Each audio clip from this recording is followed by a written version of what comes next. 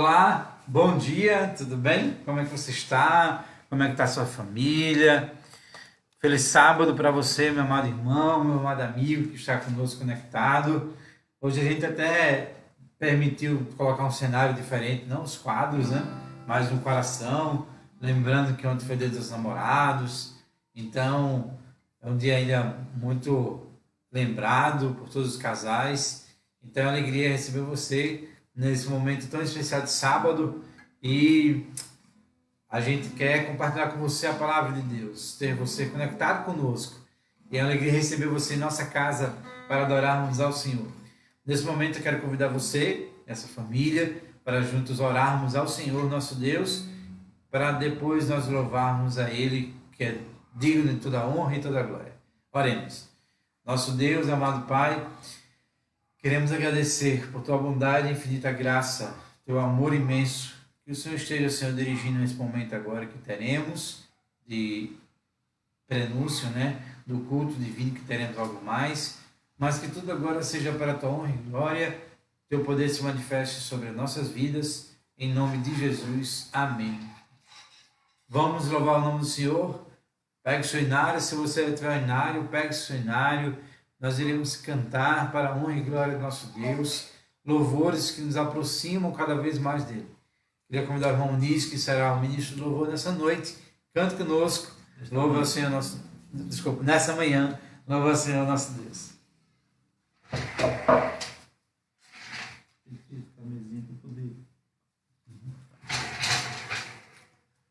Feliz sábado, queridos, feliz sábado. Que bom nesta manhã termos a nossa casa como santuário, não é? Com a nossa mente conectada com o santuário celestial, onde ali está o Senhor Jesus intercedendo por cada um de nós. Momento que nem todos podem, ou a maioria não pode ir para a igreja, então a sua casa se torna um santuário para a glória do nosso Deus. Ele prometeu, onde estiver 2 ou 3 reunidos em meu nome, eu estarei no meu Deus. Vamos então louvá-lo. Louvá-lo é o hino de número 74. Sempre vencendo. A vitória de Cristo, a vitória da igreja, ela é acreditada em nosso favor. Glória a Deus por isso. Sempre vencendo, vitorioso, Cristo Jesus, o Senhor. Chefe bendito, chefe glorioso, em tudo é vencedor. Ele supremo, guiando com seu poder e valor. Todos avantes, ó crentes, todos seguindo ao Senhor. Não é dos fortes a vitória, nem dos que correm melhor, mas dos fiéis e sinceros, como nos diz o Senhor. Sempre vencendo, vitorioso, Cristo Jesus, o Senhor. Suas hostes inumeráveis, seu refulgente esplendor. Cristo que é nosso monarca, é Salvador, Deus e Pai. Sempre nos ama, nos guarda, sempre conosco Ele vai. Não é dos fortes a vitória, nem dos que correm melhor, mas dos fiéis e sinceros, como nos diz o Senhor. Sempre vencendo, vitorioso, Cristo Jesus, o Senhor. Os monarcas, príncipes fortes, buscam também seu favor.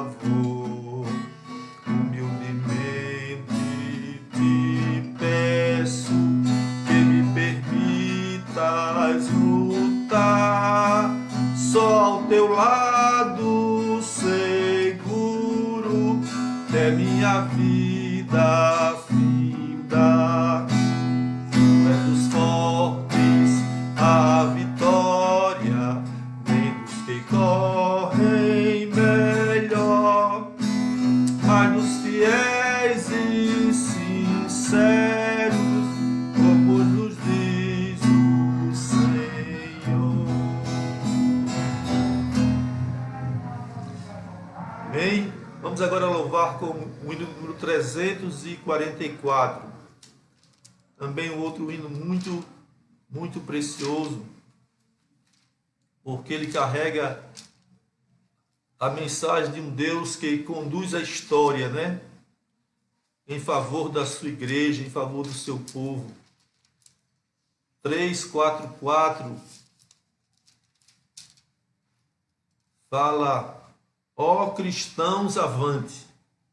Vamos então, abre o cenário, cantemos todos, eu daqui, você daí, tá? Para a glória do nosso Deus. Ó cristãos, avante, sem temor marchar, pela cruz de Cristo, com ardor lutar. Cristo nosso mestre, e ao batalhão, no calor da guerra, ergue seu peitão. Ó cristãos, avante, marcha, marcha, marcha,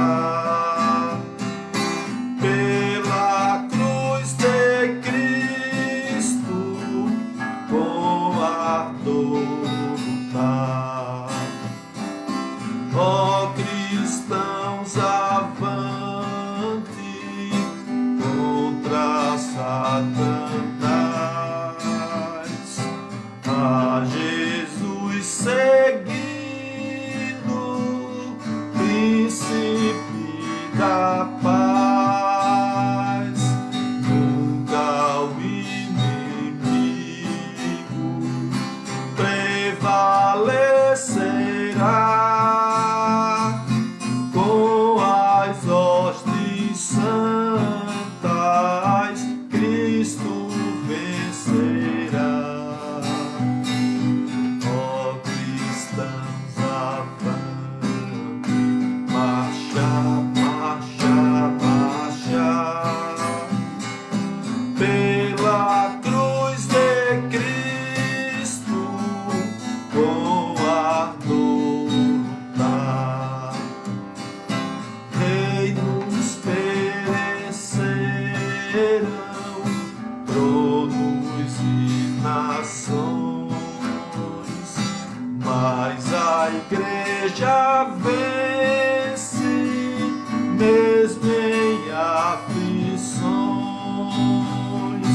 Vamos, pois, avante, com fervor marchar, rumo para a glória, nosso eterno lar. Ó cristãos, avante, marcha, marcha, marcha, pela cruz de Cristo, com ardor lutar.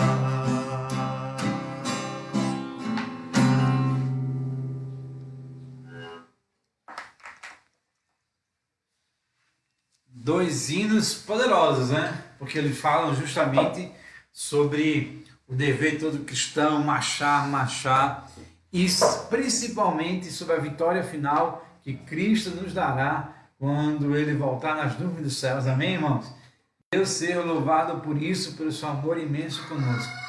Sempre nesse momento que nós temos na Escola Sabatina, nós colocamos de forma muito especial as crianças para ouvir a palavra de Deus.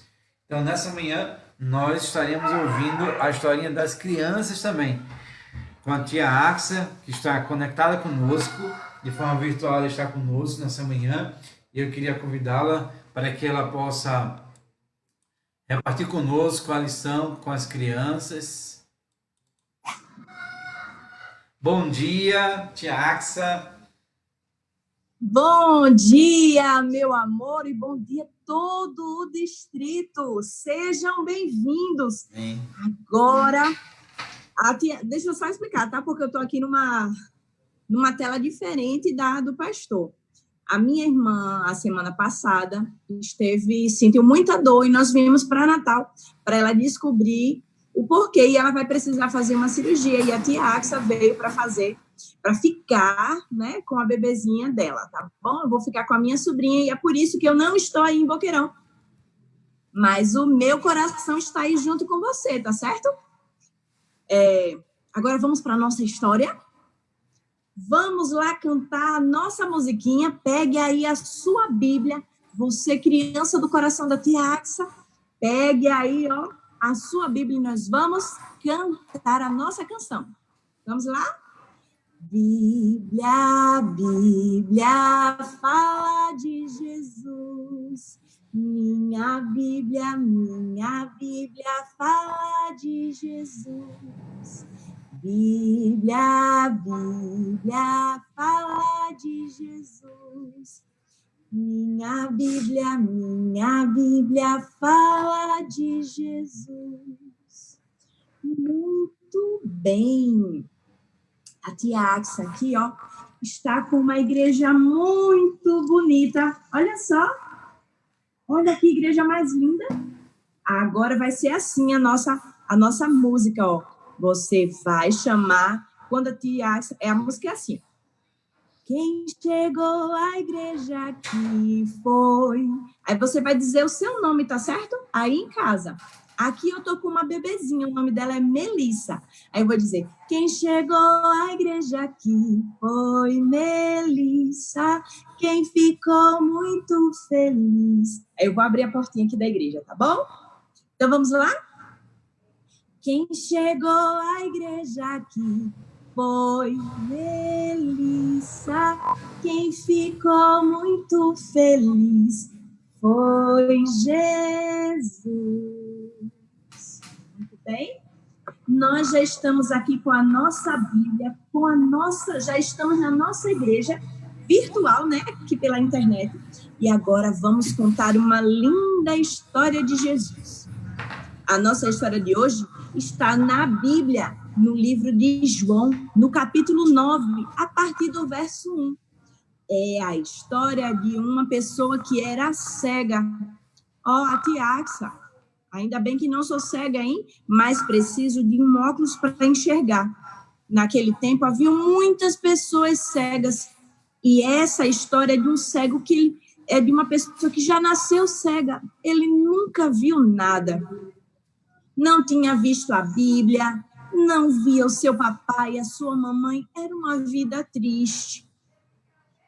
E sabe o que ele fazia? Ele ficava na frente da igreja, pedindo esmola. Me dá uma moeda, por favor, você que está passando, coloque uma moedinha aqui.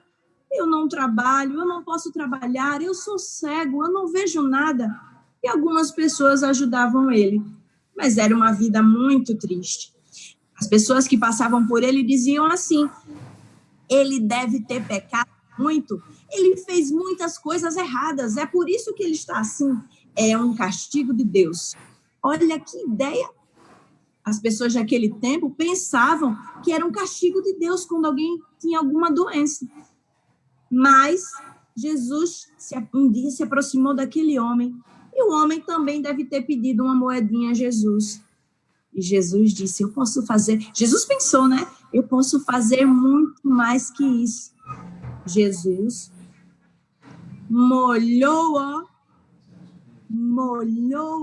argila, o barro, passou nos olhos daquele homem e disse, vá se lavar no tanque, use água.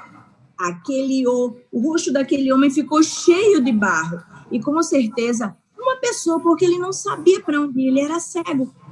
E ele disse, me levem para o tanque de Siloé, eu preciso lavar os meus olhos. E quando aquele homem lavou os seus olhos, ele ficou vendo e ele começou a pular e a ficar muito feliz, sabe? Muitos disseram, hã? Esse era aquele homem que estava cego, que pedia dinheiro na porta da igreja? Eu não acredito. Quem é tão poderoso para fazer isso em alguém? E o rapaz disse, eu não sei quem fez isso, porque eu não enxergava. Mas eu estou certo de que quem fez isso era quem? Era Deus. Só pode ser Deus que é capaz de fazer todos esses milagres. Sabe? Pode ser que na sua casa aí, no seu coraçãozinho, você esteja precisando de um milagre. Eu sei que a situação está tão difícil, a gente não pode ir para a escola, a gente não está indo para a igreja, muitos não estão vendo o vovô e a vovó, mas sabe, vamos pedir ao Papai do Céu um milagre, mas não só um milagre de voltar a ver, uma cura, algo assim tão grandioso. Vamos pedir ao Papai do Céu que ele faça um milagre na nossa paciência, que nos ajude a esperar e confiar, mesmo que a situação esteja difícil. Deus pode tudo. E nós confiamos também no Deus que pode curar. Se você está aí com um dodói, se tem alguma pessoa que você conhece que está dodói, você pode orar e Deus pode curar, se for melhor para aquela pessoa. Sabe? Eu quero dizer para você que assim como Deus fez um milagre, Jesus, que é Deus, fez um milagre por aquele homem que não conseguia enxergar, ele também pode fazer o mesmo hoje. Quem quer dizer assim? Papai do Céu, eu preciso de um milagre. Muito bem, Melissa. Então, nós vamos agora orar. Papai do Céu, nós temos certeza que o Senhor pode fazer um milagre. Nos ajuda a confiar sempre em Ti, nos ajuda a ter paciência. Em nome de Jesus. Amém. Que Deus abençoe você. Você pode também, hoje à tarde, deixar a sua oferta. E seu papai e sua mamãe levar para a igreja. Que Deus abençoe você. Tiago se esqueceu, né, de cantar a musiquinha aqui da oferta. Mas eu trouxe minha oferta e coloquei aqui. Você pode levar a sua oferta e o seu alimento para ajudar pessoas também, tá bom? Que Deus abençoe você. Um feliz sábado. Feliz sábado, Tiago. Seja muito obrigado. Meu bem.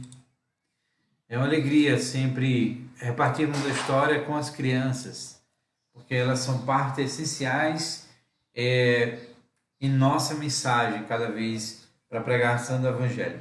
Amados, agora chegou um momento tão especial que nós iremos orar ao nosso Deus, pedir a Ele sabedoria, pedir a Ele discernimento e colocar em suas mãos todos os nossos sonhos, projetos e nos preparar para o estudo da lição dessa manhã. Eu quero convidar você a fechar seus olhos e orarmos ao nosso Deus. Nosso bom Deus, maravilhoso Pai, muito obrigado, Senhor, por Tua graça infinita. Muito obrigado, Senhor, porque durante essa semana o Senhor operou milagres na vida de muitas famílias. Muito obrigado, Senhor, porque o Senhor estendeu sua mão, protegendo, guardando e dando a cada uma delas o teu amor infinito. Pai eterno, que nesse momento que iremos na tua lição, o Senhor fale aos nossos corações.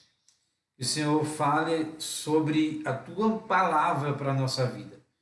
Que o Senhor agora dirija esses momentos que teremos. Em nome e por amor de Jesus. Amém. Pegue sua lição. Você já está com sua lição aí? Pegue sua lição. Juntos vamos agora estudar a lição nesse momento.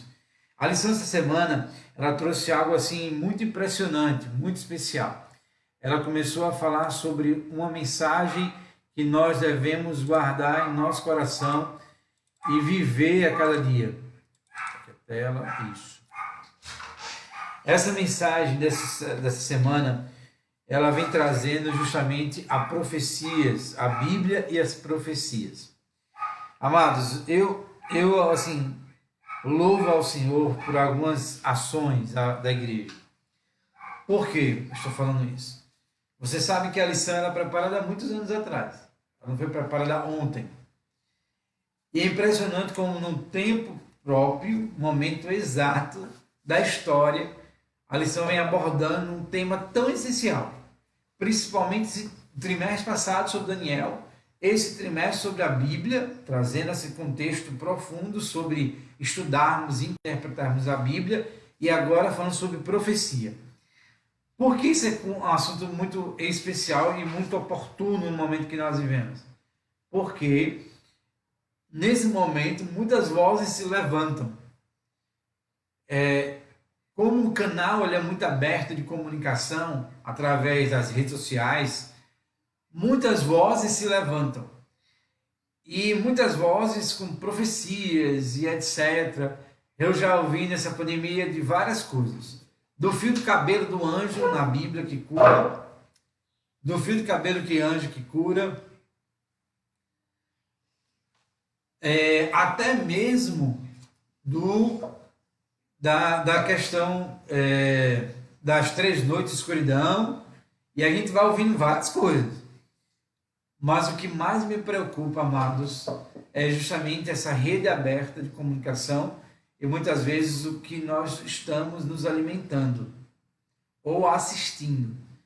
E é impressionante que essa semana a gente vem justamente trabalhando sobre essa temática. Eu queria dividir aqui então a tela com o irmão Muniz, a gente vai conversar um pouquinho sobre isso. Vamos aqui, irmão Muniz. A gente vai conversar um pouquinho sobre esse assunto. Amados, esse assunto essa semana, ele é muito bonito. Ele é muito bonito, né, irmão Muniz? Ele sabe mais uma vez. É belo, pastor. Porque ele vem trazendo algumas verdades assim, pancadas para a nossa vida. Sim. Principalmente sobre profecias. Para mim, irmão Muniz, eu acho interessante, porque nossa igreja, ela nasceu no berço profético. Ela tem essa mensagem profética. Mas eu estava até conversando com o Muniz essa semana que eu fico preocupado, porque muitas vezes nossos irmãos não conhecem as profecias. Eu não estou falando de forma profunda a profecia, mas pelo menos algum contexto profético que identifique ele como um membro da igreja profética. E isso eu estava conversando com o Muniz e debatendo com ele justamente esse assunto. Nossa preocupação, nossos amados irmãos, em conhecer mais a profecia. O que lhe chamou mais atenção na lição dessa semana, irmão Muniz? A origem da Igreja Adventista. Ela não surgiu dentro de uma divisão, ruptura. Ela surgiu dentro de uma profecia. Então isso é maravilhoso. As igrejas têm as origens diversas. Eu sou tal igreja porque Paulo, ele estabeleceu os presbíteros. Eu sou dessa outra igreja porque João Batista batizava. E aí vai. Mas a Igreja Adventista ela tem origem profética. E isso é um diferencial. Por isso que a lição começa no sábado. O primeiro ponto que ela traz é justamente isso. As profecias bíblicas são essenciais para a identidade e para a missão da igreja. Com certeza. Nós temos uma carteira de identidade. Nós somos adventistas do 7º dia. Por quê? Porque nós compreendemos que os 10 mandamentos são ainda vigentes para serem obedecidos hoje, observados, e aguardamos a volta de Jesus. Aí está, irmão. Está vendo? Resumo claro, direto dessa verdade. Nós aguardamos a volta de Jesus e acreditamos que os mandamentos de Deus ainda são atuais. Glória e serão atuais até ele voltar. Com certeza. Principalmente o sábado, que será até depois da volta de Jesus, que guardaremos o sábado no céu. Na eternidade. Na eternidade. Então a lição ela começa a abordar justamente isso aí. Mas aí chega num ponto crucial para que você e eu possamos entender, que é justamente como nós interpretarmos a Bíblia.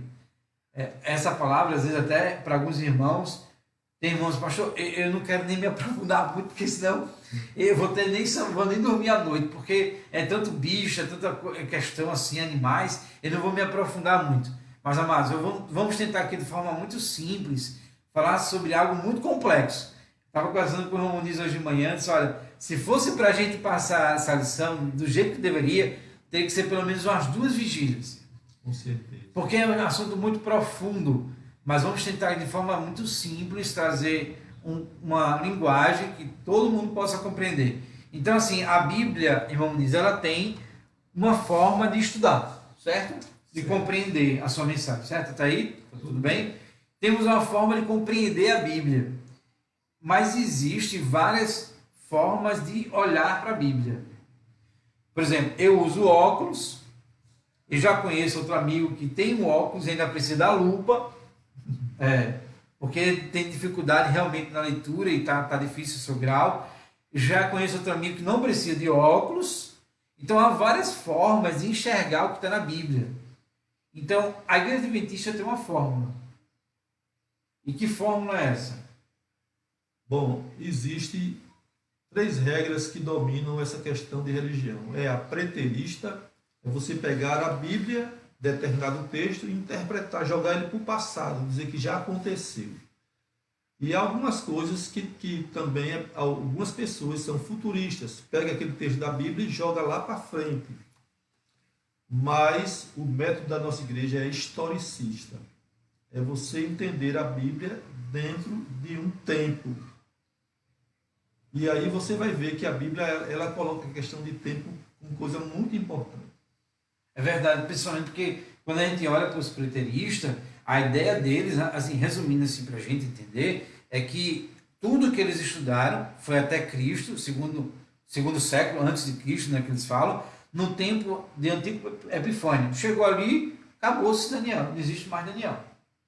Já o futurista, ele acredita assim, o relógio começou lá em Daniel, parou e vai recomeçar. Entendeu aí direitinho? Muito então, bom. O futurista, ele entende assim, começou aqui em Daniel, ok, foi bonito a história ali da estátua, tal, parou o tempo e vai recomeçar no futuro. Historicista é contínuo, né? O historicista, como nós acreditamos na Igreja Adventista, é contínuo. Mas tem base bíblica para isso? Mano? Com certeza. Diga aí, mano, nos ajuda aí. Eu vou dar um exemplo, por exemplo, a história de Nabucodonosor. Né? Quando Daniel chegou para interpretar, Daniel disse, olha, você é a cabeça de ouro, depois de ti, olha como Daniel foi corajoso. Chegar para um rei que achava que ele ia ficar no trono para sempre, dizer que ele ia passar, se levantará um rei, um segundo, um terceiro, um quarto. Mas o que é que fez Nabucodonosor? Nabucodonosor, como o pastor mesmo bem colocou, que eu gostei, pastor, ele parou no tempo. Ele fez uma estátua toda de ouro para dizer que o reino dele jamais passaria. Então, na linguagem de hoje, Nabucodonosor era um futurista. A sua visão era de futuro, era que o reino dele seria eterno. E aí vocês sabem, queridos, que Babilônia não existe mais. Está no passado, né?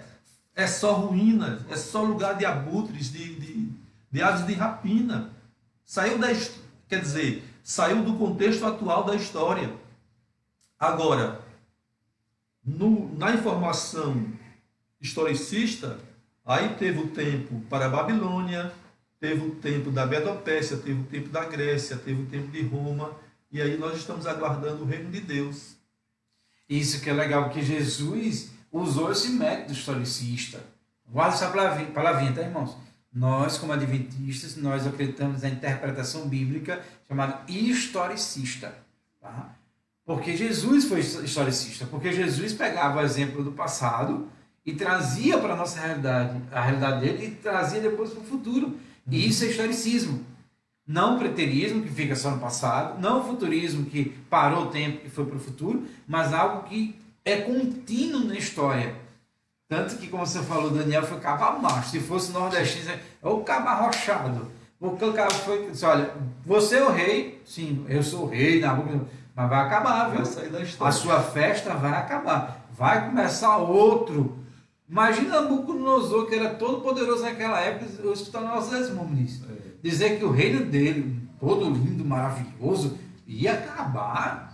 Imagina a raiva que ele teve. Aí só de raiva ele fez a estátua toda de ouro. Eu vou passar o resto do tempo. Ele passou crente por um pouquinho de tempo. Foi. Aí teve essa fuga, né?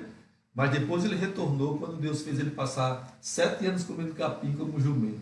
Mas aí Deus foi dando a instrução para ele. Então, a lição ela começa a entender assim, nos ajuda a entender o seguinte: nós temos uma linguagem profética e nossa base para essa linguagem profética é justamente um método chamado historicista. Aqui tem um ponto que eu quero só falar aqui rapidinho. Amados, olha, eu vou falar com muito carinho. Tem alguns na internet, é por isso que eu comecei falando sobre isso. Tem alguns na internet ensinando muito questão futurista. Eu vou usar um termo antiético, mas eu vou citar nomes, né, porque a gente às vezes precisa falar. Tem um pastor da nossa igreja, um ex que já está aposentado, né, ele usa muitas redes sociais, fala muito bem, mas a gente tem que tomar muito cuidado, porque ele começa a colocar algumas pontuações futuristas e não historicistas. Então, assim, com muito carinho, olha a fonte que você está assistindo, tá? De forma pessoal, se você quiser perguntar no meu privado, todo mundo sabe do meu contato, me pergunte, eu posso falar o nome. Tem muitas fontes boas na nossa igreja, irmãos. Muitas fontes bacanas para estudar a lição. Mas tem algumas que a gente está ficando preocupado, algumas linhas estão sendo interpretadas. Vamos seguindo. Então, quando a gente chega nesse método historicista, existe uma base para consolidar mais ainda, que a lição traz o princípio de Iano. É muito importante a gente entender esse princípio, porque se ele for distorcido, ele vai estar fora do tempo. Por exemplo, se alguém disser, como dizem alguns, que Jesus Cristo não veio, então, olha, existe ainda alguma religião acreditando que Jesus vem para nascer de uma virgem, e aí vai, muitas coisas em relação a isso. Quer dizer, está futurista, né? Perdeu a linha do tempo. Agora, Paulo diz assim em Gálatas: vindo a plenitude do tempo, no momento exato, Deus enviou seu Filho nascido de mulher. Então, isso é maravilhoso, porque Deus ele não perdeu, ele não perde o percurso da história, porque isso é interessante para nós. Isso é interessante para nós. Nós somos pecadores, sim.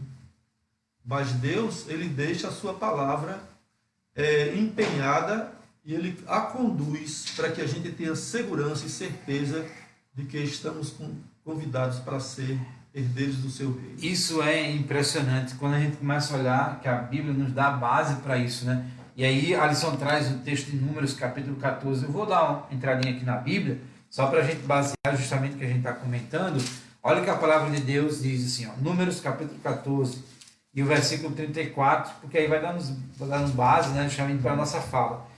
A palavra de Deus diz assim: segundo o número dos dias em que espiastes a terra, 40 dias, em que cada dia representa um ano, levareis sobre vós as vossas iniquidades 40 anos e tereis experiência do meu desagrado. Aqui é um momento fundamental da história. Por quê, mano? Olha, porque quando o texto bíblico ele é profético, então você não pode interpretá-lo literalmente, da mesma forma que está ali. E aí a Bíblia deixa claro, né? Um dia equivale a um ano. Então, esses 40 dias que o povo de Deus passou ali no deserto, Deus falou que seria 40 anos ainda para que eles pudessem entrar na terra prometida. Porque eles espiaram a terra, mas se rebelaram contra Deus, e por justiça de Deus, Deus disse assim, olha, semelhante a 40 dias que vocês ficaram espiando a terra, vocês terão agora 40 anos. Então, assim, é muito bonito ver que Deus vai orientando a sequência histórica. Então, diz assim, olha, o princípio semelhante é um dia que vale um ano. Se a Bíblia fosse falar de forma literal 2.300 manhãs ou 70 semanas, não teria se cumprido o fator histórico completo. Por isso que o historicismo ele vem trazendo justamente essa parte aí. Mas dentro dessa questão profética, nós vamos entender assim, nós entendemos como igreja que somos historicistas, tudo bem até aí? E essa questão é baseada principalmente no princípio de Iano. Isso. que nos dá respaldo teológico para falar sobre esse assunto. Mas aí surge uma grande questão, um debate também profético, que é quando a lição traz na terça-feira sobre o chifre pequeno. Aqui é um ponto muito delicado, que as pessoas trabalham de várias formas sobre isso, né? Por que, irmão, nisso que a gente começa a trabalhar e pensar sobre essa questão? Bom, primeiro, se nós pensássemos em 2.300 dias, nós teríamos dificuldade de contar a construção do Templo de Jerusalém, o povo retornando, a construção e tudo mais, que isso de construção a gente sabe que demora muito, né? Nós teríamos que ter dificuldade de encaixar o nascimento de Cristo, a sua ressurreição, o período da Idade Média de perseguição ao povo de Deus, e teríamos dificuldade em chegar em 1844, porque a coisa foi realmente distorcida. A gente sabe que existe um inimigo por trás, querendo que nós não conheçamos a verdade. Quando, dentro da história, se coloca que o anticristo é o Epifânio, né? O Antíoco Epifânio, você vê que esse argumento ele é furado, porque Jesus, nos seus dias, Epifânio foi 200 anos antes de Cristo. Ele existiu. Sim. Certo? Aí quando chega Jesus diz assim, gente, leia o livro de Daniel, porque lá está falando da história daquele que vai profanar o santuário. Então não se encaixa com Epifânio, que querem distorcer para a gente não falar a verdade, porque hoje essa ponta pequena está muito carinhosa, muito atenciosa, já foi uma vez até na televisão pedir perdão pelos massacres que foram feitos no decorrer da história, o massacre de São Bartolomeu, de muitos livros de perseguição aos cristãos. E hoje o discurso é um discurso de aliança, de juntar todas as religiões. Então hoje as pessoas não acreditam mais que essa ponta pequena é como acreditava Lutero, Wycliffe, os reformadores. Até Isaac Newton, num comentário adventista, um comentário bíblico que ele tem sobre Daniel e Apocalipse, ele fala justamente isso. Que como ele viveu na época dos reformadores, ele aponta justamente, ele tem um grande comentário bíblico, Isaac Newton. A gente conhece Isaac Newton apenas como cientista, mas Isaac Newton foi um grande teólogo também, ele escreveu muito sobre comentário bíblico. E ele fala justamente isso, que a ponta pequena, ela não pode ser Epifânio, porque ele viveu antes de Cristo. E Jesus, de forma muito clara, como você falou, mano, fala que esse profanar o santuário de Deus seria no futuro. Seria algo que não aconteceu no passado, mas iria acontecer. E Jesus deixou muito claro isso aí. Quando a gente lê Mateus 24, versículo 15, só para a gente entender, a Bíblia ela traz justamente esse ponto de vista que o Senhor colocou muito bem. Mateus 24, versículo 15, a palavra do Senhor, ela diz assim, ó: quando, pois, virdes o abominável da desolação, o que falou o profeta Daniel no lugar santo, que ele entenda. Então, Jesus fala sobre aquele da abominável desolação no futuro, que exatamente. Não é passado, é futuro. Interessante que muitos colocam como Epíco Epifânio. Mas sabe uma coisa? Epíco Epifânio não é um poder, não é um reino, mas é apenas um homem. E ele não fez... Até a história conta isso. Ele não fez o que o Império Romano fez. Né? Se a gente observar a sequência de Daniel 7 e Daniel 8, você encontra ali o carneiro, que é o Medo-Persa, depois a Grécia, o bode. Todos são reinos. E viria um reino superior. Esse reino não pode ser uma pessoa. Tem que ser uma instituição, um reino poderoso. E quem foi esse reino? Justamente Roma. E aqui a gente precisa...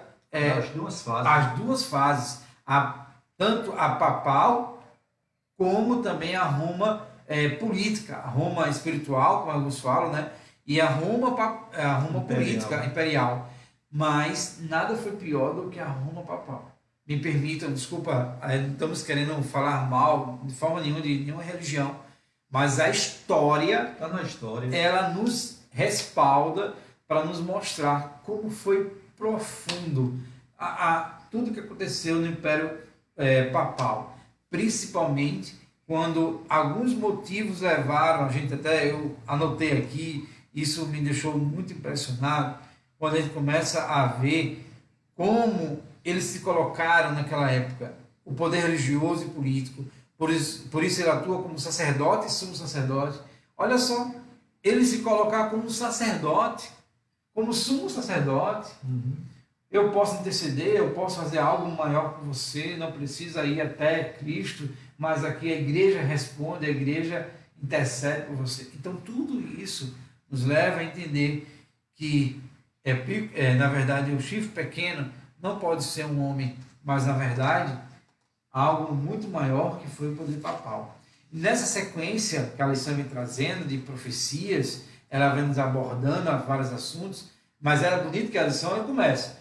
Olha, nós entendemos como somos historicistas, nossa base é de Eiano, e aí a gente começa a ensinar para você que a profecia de chifre pequeno, que é uma das mais controvertidas nesse momento agora, não é um homem, mas sim um papal, o poder romano, e esse poder romano que nós encontramos nos leva a entender uma outra profecia, que é justamente sobre o juízo que apresenta na quarta-feira. A gente vai adiantar, porque senão a gente está fazendo apenas um resumo, na verdade, mas aí começa a nos apresentar o juízo investigativo.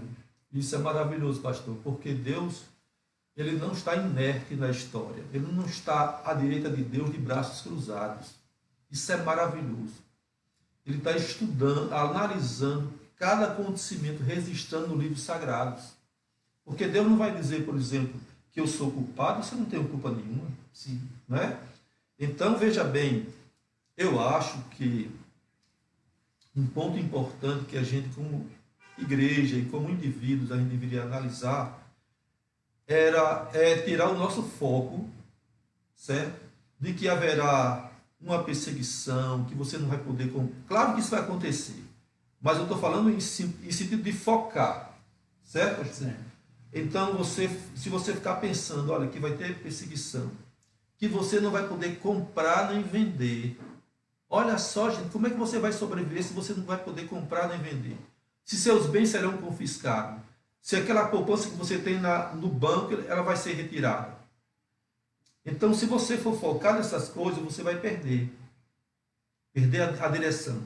Agora, se você focar que Jesus está ali à direita de Deus para interceder por nós, para resolver em definitiva a questão, esse problema do pecado e dos enganos e das maldades desse mundo, então você não vai perder o mundo.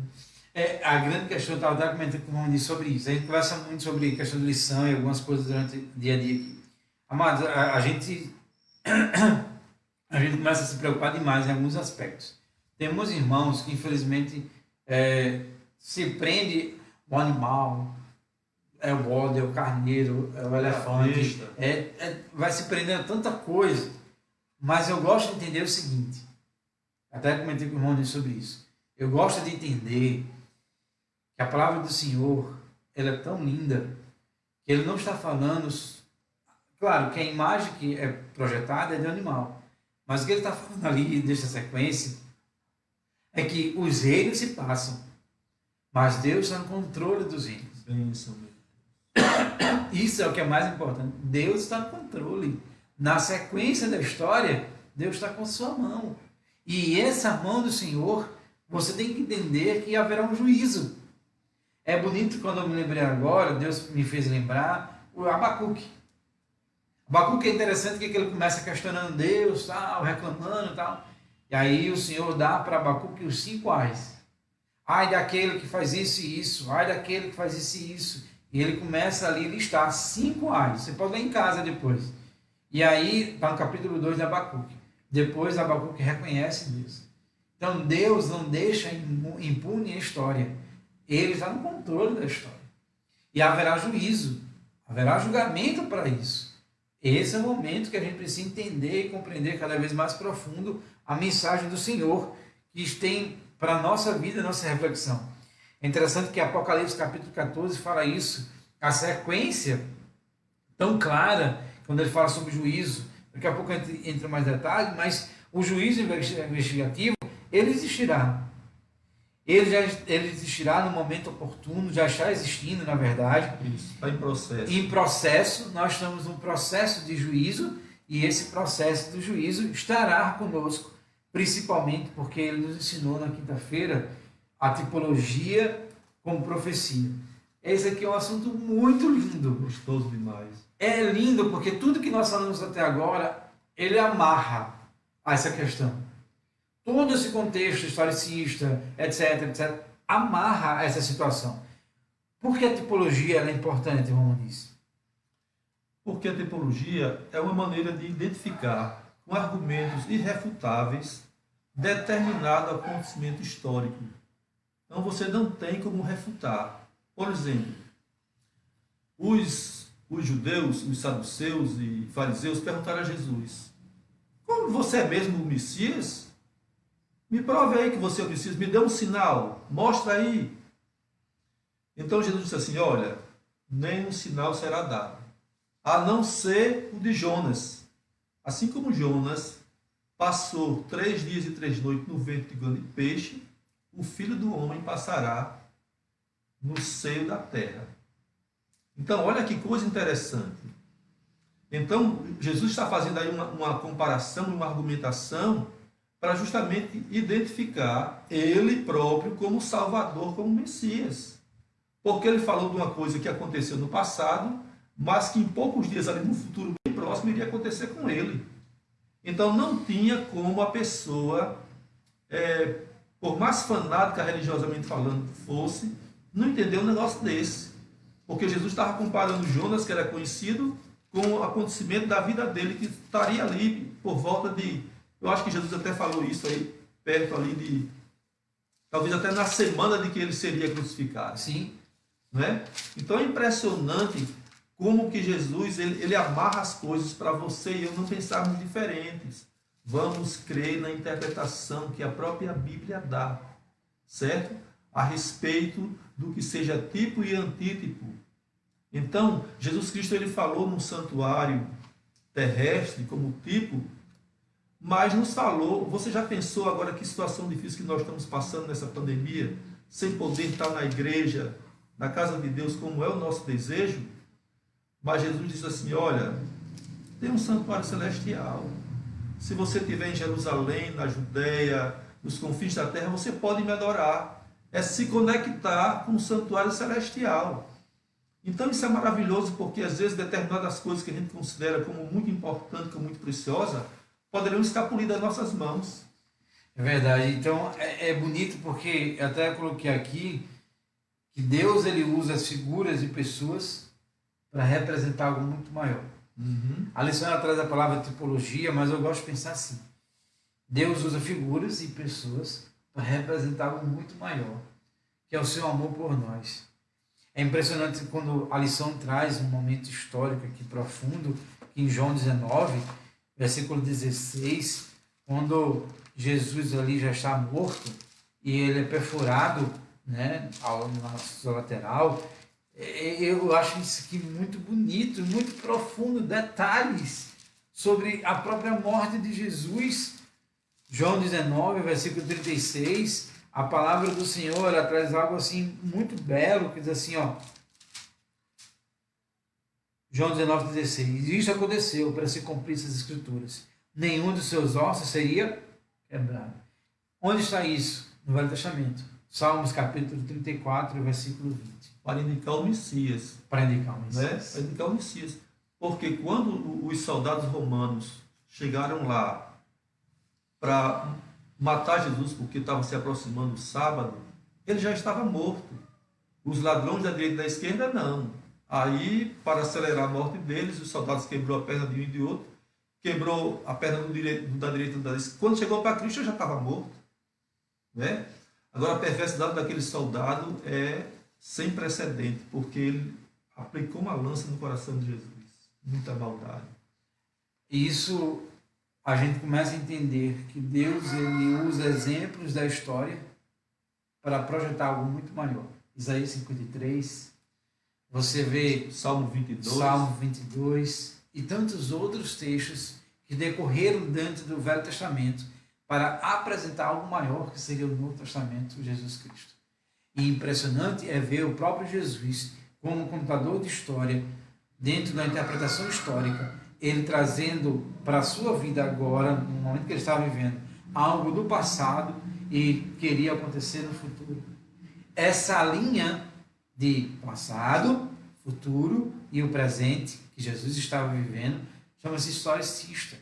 E essa linha Jesus deixou muito claro para nós e ensinou para nós verdades bíblicas profundas que eu e você, meu amado irmão, precisamos e necessitamos viver. É necessário você entender. Nós temos uma mensagem profética. E o que me preocupa, irmão, é que muitas igrejas que surgiram na época da Igreja Adventista ou antes da Igreja Adventista, na época da Reforma Protestante, não guardam mais essa visão historicista, já mudaram a visão historicista. E nós, não estou dizendo que somos melhores que ninguém, de forma nenhuma. Mas como igreja ainda guardamos uma mensagem profética baseada no historicismo, porque nós acreditamos na profecia maravilhosa da volta do Senhor Jesus. E essa profecia, ela tem uma linha de história que está acontecendo e que irá acontecer. Que aconteceu, está acontecendo e irá acontecer. Essa é a visão da igreja adventista. Essa deve ser a sua visão, irmão. Porque nós aguardamos a breve volta do Senhor Jesus. E com um adendo, né, pastor? E com uma bênção especial, que é o espírito de profecia. Né? Quem acreditaria que haveria a união das igrejas? Ellen White falou, quando o romanismo estender a sua mão ao protestantismo e ao espiritismo, e hoje a gente vê essa união. Né? Essa aproximação cada vez maior, né, entre elas. Então, amados, a lição dessa semana ela foi profunda. A gente, sim, passou bem por cima dos assuntos que deveriam realmente ser aprofundados. Mas você e eu temos uma responsabilidade como igreja de viver essa mensagem e falar dessa mensagem. Que Deus nos abençoe. Muito obrigado, irmão Muniz. Faça uma oração conosco também nesse momento da oração. Queria só dar uma palavrinha. No método historicista, os reinos terrestres foram e serão extintos. Agora, o reino de Deus não será jamais destruído. Então, do menor para o maior, do que é efêmero, do que é passageiro para o que é eterno. Isso é muito bom. A gente está tentando fechar, mas a mente está lembrando assim de... Deus construiu toda uma história na estátua. Daniel 2. E toda a parte da estátua se passou. Será que só a última coisa, que é a pedra lançada na estátua, não iria acontecer? Pois é. Eu gosto da Venha o seu reino, né? Venha o teu reino. Isso irá acontecer. É como um professor meu de Apocalipse dizia o seguinte, de Daniel: Deus está com o controle da história do mundo. É como um menino que tem uma bola de futebol. Ele tem o controle. Ele diz a hora de começar e terminar o jogo. Deus tem o controle da bola. Isso é muito bom. Tem a hora certa de terminar toda a história. Ora conosco, termina a lição de forma muito especial.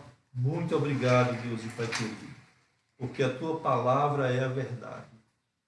A Bíblia, ela se auto-explica, Senhor.